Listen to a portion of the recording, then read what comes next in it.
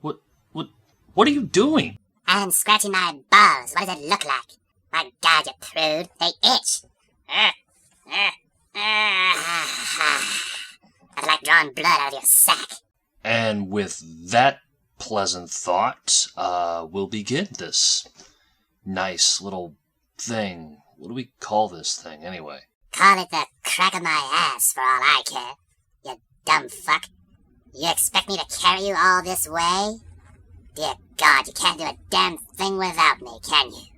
Well, I guess not, but that's okay. Yeah.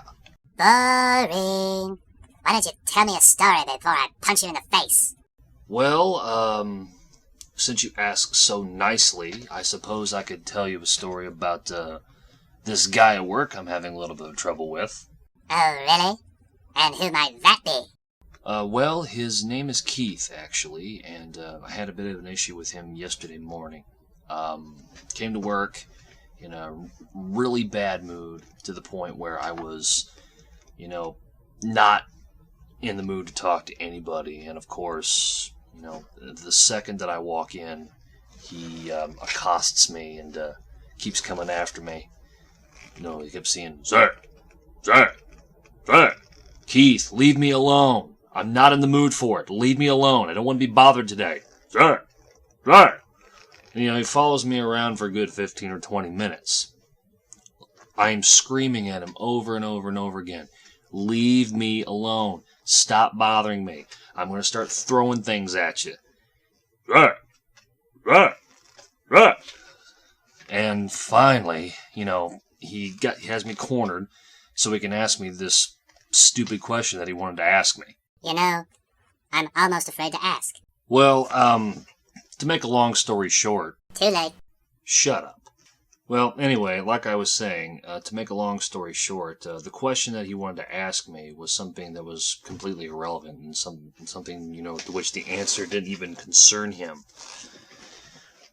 But, it was just something that was just... I wanted to punch him in the mouth or something, because it was just... Ugh. I'm still angry about it now. Wait a minute. Keith? Isn't that the one you smacked in the balls with a wrench? No, that was Lonnie. Keith is the guy who's always, strutting, big badass back and forth and looks like he's going to blow out a hip because he's just swiveling so much. Oh, yeah, that's right.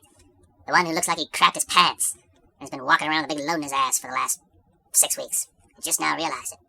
Yeah, he's a badass, the fucking fruitcake. As an aside here, you kind of sound like slightly amiss after he inhales like about a fuck ton of helium. Yeah, and you sound like a fucking douchebag. I thought that I sounded like that Greg the Grim Reaper guy because your subscribers kept saying that. It's not my fault your viewers are fucking morons. You don't have anything nice to say about anyone, do you? That's not true at all. I resent that.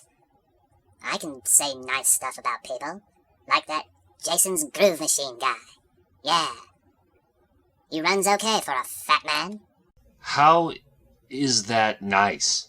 Not that I don't agree with you. It's nice for me, okay? I mean, come on. Have you seen him? Fucking Shamu. Dear God, the last time I saw a partner with tits that big, it was Dolly. You can't say things like that. Why not? It's not like anyone's listening to this garbage anyway. That's not the point. I mean, come on, he might listen to this and get mad. Or offended, or something. Oh, come on. Like you actually give a shit about what he thinks or what he feels. You hypocritical prick. With some of the things that you've said about him, you have no business whatsoever, telling me I can't talk about his tits. Alright, fair enough. Okay, you got me there. But let's not talk about his tits. That's just gross. Instead, let's talk about, his music. Have you heard him sing? My God, he sounds like he's having a fucking stroke. No. He sounds like a tone-deaf hyena getting fucked in the ass by a chicken. Where do you come up with this stuff? Don't ask me. I'm a figment of your imagination, remember? Must have been all those hard drugs you were doing. What do you mean, hard drugs? I haven't done any hard drugs. Oh, really? No hard drugs at all? Then how in the hell do you explain me, you fucking fruitcake? Well, that's not because of drugs.